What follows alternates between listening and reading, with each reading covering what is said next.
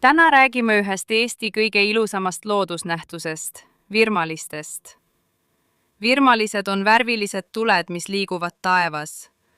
Neid võib näha talvel, eriti siis, kui on väga külm ja taevas on selge.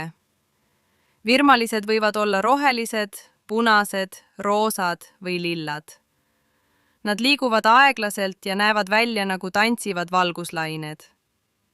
Eesti rahvapärimuses on virmaliste kohta mitu legendi. Üks tuntud lugu räägib, et virmalised tekivad siis, kui nõiad sõidavad taeva alla. Nõiad istuvad ree peal või kitse seljas ja lähevad suurele peole. Seal nad tantsivad, laulavad ja mängivad pilli. Kui nad taevas liiguvad, tekivad sinna värvilised tuled. Mõned inimesed uskusid, et virmalised toovad head õnne. Teised arvasid, et need on hoiatus. Tänapäeval teame, et virmalised tekivad siis, kui päikeselt tulevad osakesed kohtuvad maa õhuga.